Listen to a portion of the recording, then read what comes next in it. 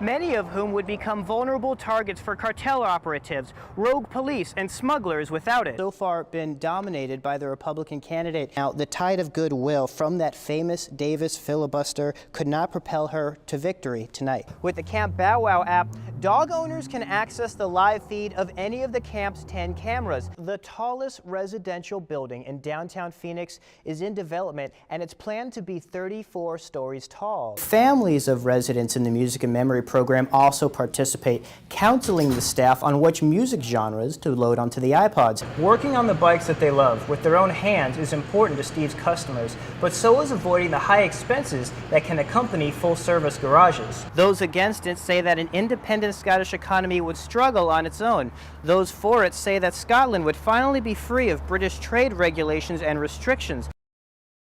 At the Beatitudes Retirement Campus in Phoenix, Tina Alonso and her staff are using music to improve the quality of life for residents suffering from Alzheimer's. When the music plays, you can see life and vitality that did not exist there prior. The music itself comes from donated iPods, courtesy of the Music and Memory program that began in New York and has spread across the nation. Music and Memory have been wonderful instructors and educators about the importance of music and what it can do for the lives of people who are struggling with dementia.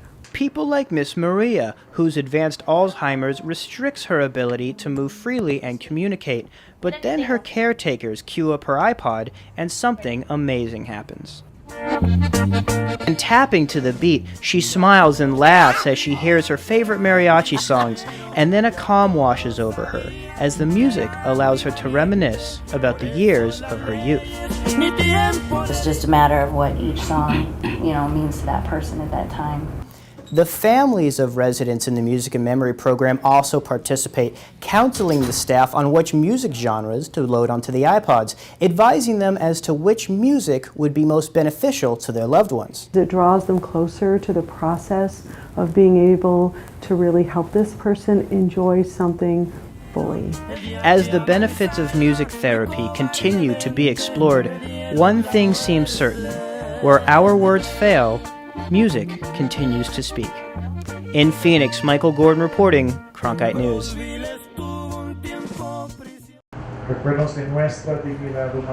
For Reverend Sean Carroll and his staff, every day centers around their commitment to protecting deported migrants, advocating on their behalf in the U.S. while shielding them from danger in Mexico. With that sense of their dignity and that sense of safety, that will help them face whatever comes next. For the Keno Border Initiative, restoring that dignity includes putting an end to what they call inhumane deportation practices, such as the government's policy of deporting migrants at night. We don't think anyone should be deported at night because it increases their vulnerability. Reverend Carroll often travels across the border to the KBI's shelter in Nogales, Sonora.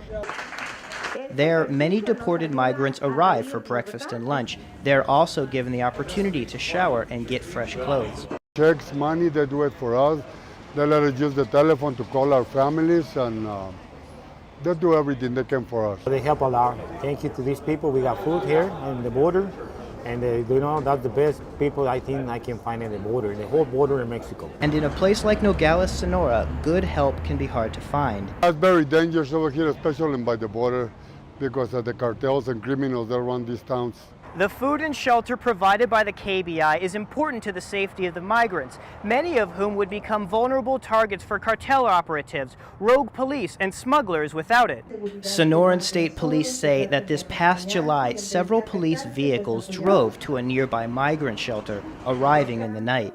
Uniformed police officers exited the vehicles and proceeded to break into the shelter. State police broke in without a search warrant, and there were 20 migrants there, 18 from Central America, 2 from Mexico, and the police basically threatened and robbed the migrants.